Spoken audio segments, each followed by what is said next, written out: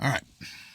The mass formation Fritsch, Stark, Decupus, Sidebotham, Leskerbalt, Loomis, Gruthenson, DeVico, Scott, Ray Russell, Hindlow, Cumbry, Weber, Steinstier, Lichtenberg, Dangos, Hoffman, Schmidt, Loft, Steinhebel, Pasteroff. These are only the observations conventionally listed relatively to an intramercurial planet. They are formidable enough to prevent our being diverted as if it were all the dream of a lonely amateur. But they're a mere advance guard. From now on, other data of large celestial bodies, some dark and some reflecting light, will pass and keep on passing, so that some of us will remember a thing or two after the procession's over, possibly. Picking up only one of the listed observations of our impression that the discrediting of Leverrier has nothing to do with the acceptability of these data. In the London Times, January 10th, 1860, is Benjamin Scott's account of his observation that in the summer of 1847 he had seen a body that had seemed to be the size of Venus crossing the sun. He says that hardly believing the evidence of his sense of sight, he had looked for someone whose hopes or ambitions would not make him so subject to illusion. He had told his little son, aged 5 years, to look through the telescope. The child had exclaimed that he had seen a little balloon crossing the sun. Scott says that he had not had sufficient self reliance to make public announcement of his remarkable observation at the time, but that in the evening of the same day he had told Dr. Dick FRAS, who had cited other instances. In the Times, January 12th, 1860, is published a letter from Richard Abbott Fraz that he remembered Mr. Scott's letter to him upon this observation at the time of the occurrence. I suppose that at the beginning of this chapter, one had the notion that by hard scratching through musty old records, we might rake up vague, more than doubtful data distorting into what's called evidence of unrecognized worlds or constructions of planetary size.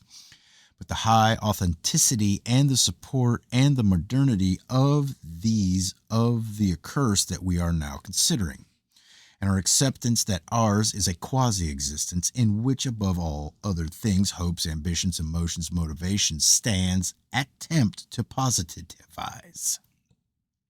We are here considering an attempt to systemize that is sheer fanaticism in its try it again.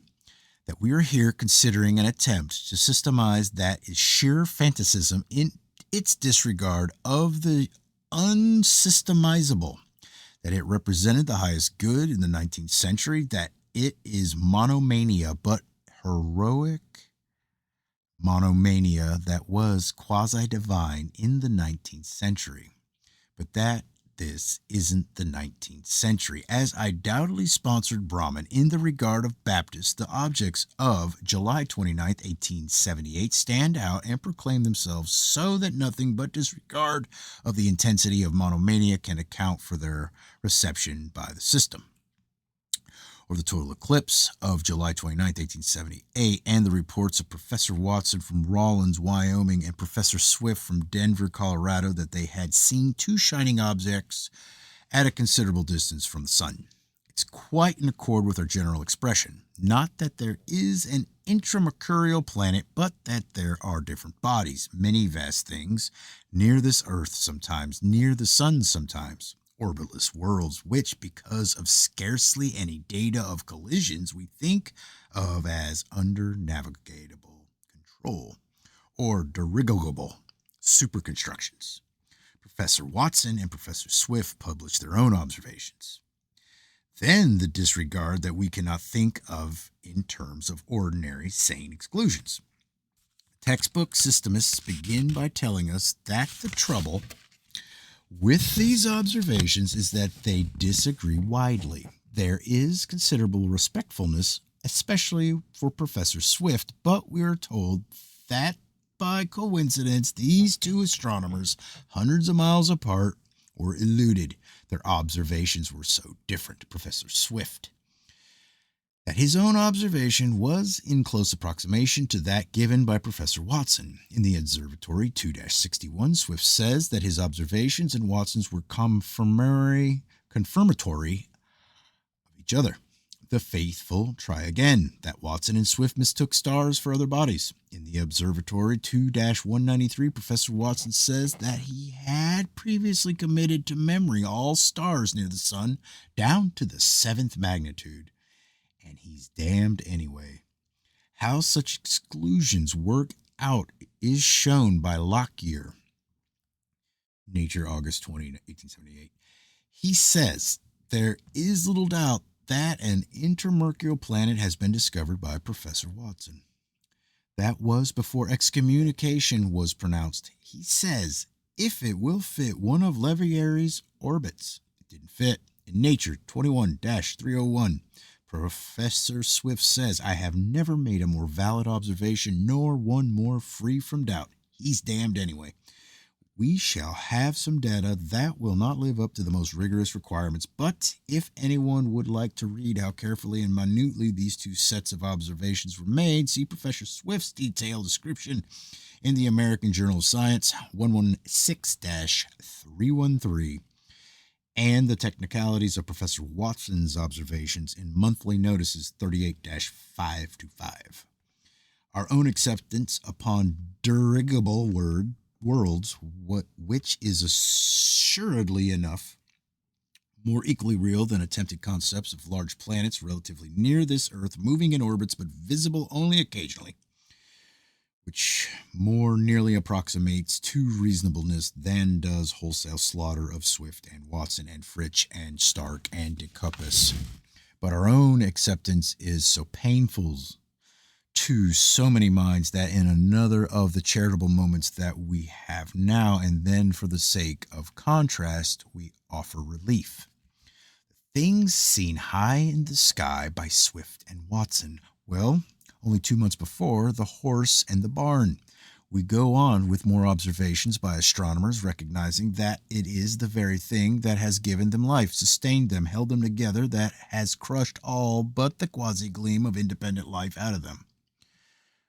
Were they not systematized, they could not be at all, except sporadically and without sustenance. They are systematized. They must not vary from the conditions of the system. They must not break away for themselves. The two great commandments, thou shalt not break continuity, thou shalt try. We go on with these disregarded data, many of which are of the highest degree of acceptability. It is the system that pulls back its variations as this Earth is pulling back the Matterhorn. It is the system that nourishes and rewards and also freezes out life with the chill of disregard. We do note that before excommunication is pronounced, Orthodox journals do liberally enough record unassimilable observations. All things merge away into everything else. That is continuity. So the system merges away and evades us when we try to focus against it. We have complained a great deal. At least we are not so dull as to have the delusion that we know just exactly what it is that we are complaining about. We speak seemingly definitely enough of the system, but we're building upon observations by members of that very system, or what we are doing. Gathering up the loose heresies of the Orthodox. Of course, the system fringes and ravels away, having no real outline. A Swift will antagonize the system, and a Lockyer will call him back. But then a Lockyer will vary with a meteoric hypothesis. And a Swift will, in turn, represent the system. That state is to us typical of all intermediate phenomena, or that not conceivably is anything, really anything, if its parts are likely to be their own opposites at any time. We speak of astronomers as if they were real astronomers, but who have lost their identity in a system, as if it were a real system, but behind that system is plainly a rapport or loss of identity in the spirit of an era. bodies that have looked like dark bodies, and lights that may have been sunlight reflected from interplanetary object masses constructions. Lights that have been seen upon or near the moon. In Philosophical Translations 82-27 is Herschel's report upon many luminous points which he saw upon or near the moon during an eclipse. Why they should be luminous, whereas the moon itself was dark, would get us into a lot of trouble, except that latter we shall, or we shan't, except that many times have luminous objects been seen close to this earth at night. What's that word? Numerousness is a new factor or new disturbance to our explorations, a new aspect of interplanetary inhabitancy or occupancy. Worlds in hordes or beings, winged beings perhaps. Wouldn't astonish me if we should end up by discovering angels or beings in machines, argosies of celestial voyagers. In 1783 and 1787, Herschel reported more lights on or near the moon, which he supposed were volcanic. The word of a Herschel has had no more weight in divergences from the orthodox than has the word of Leckerbalt. These observations are of the disregarded. Bright spots seen on the moon, November 1821. For 4 of other instances, see Loomis. Moving light is reported in Phil-Trans 84-429. To the writer, it looked like a star passing over the moon, which, on the next moment's consideration, I know to be impossible. It was fixed, steady light upon the dark part of the moon. I supposed fixed applies to luster. In the report of the British Association, 1847-18, there is an observation by Rankine upon luminous points seen on the shaded part of the moon during an eclipse. They seem to this observer like reflections of stars. It's not very reasonable. However, we have in the Annual Register 1821-687 a light not referable to a star because it is moved with the moon. Was seen 3 nights in succession, reported by Captain Cater, see Quarter Journal Royal Inst. 12-133, Phil-Trans 112-237. Report from the Cape Town Observatory. A whitish spot on the dark part of the moon's limb. 3 smaller lights were seen. The call of positiveness in its aspects of singleness or homogeny or oneness or completeness. In data now coming, I feel it myself as Leverrier studied more than 20 observations. The inclination is irresistible to think that they all relate to one phenomenon. It is an expression of cosmic inclination. Most of the observations are so irreconcilable with any acceptance other than of orbitless dirigible worlds that he shuts his eyes to more than 2/3 of them.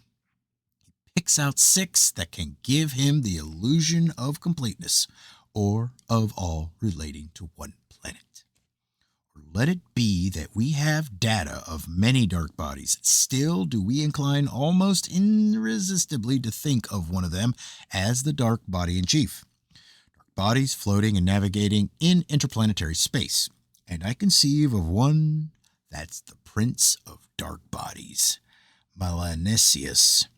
Vast dark thing with the wings of a super bat or jet black super construction, most likely one of the spores of the evil one.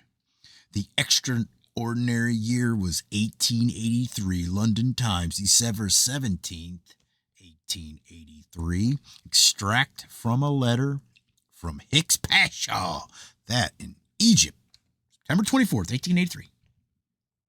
He had seen through glasses an immense black spot upon the lower part of the sun. Sunspot, maybe.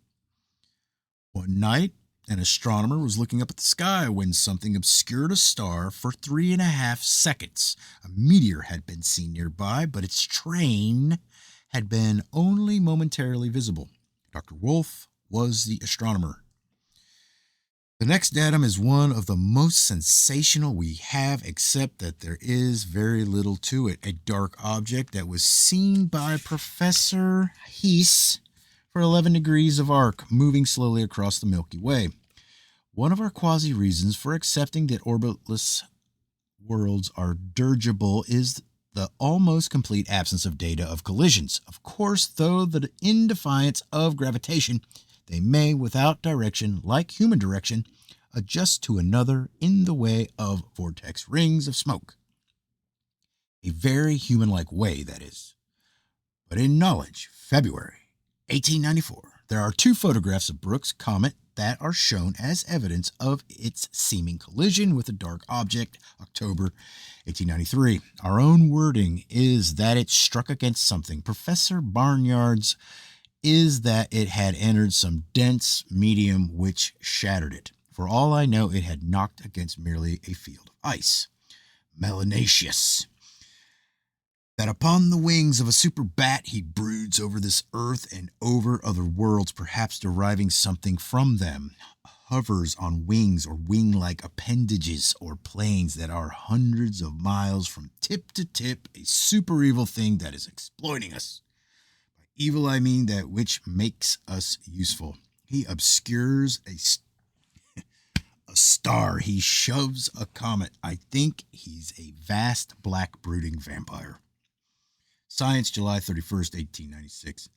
That according to a newspaper account, Mr. W.R. Brooks, director of the Smith Observatory, had seen a dark round object pass rather slowly across the moon in a horizontal direction. In Mr. Brooks' opinion, it was a dark meteor.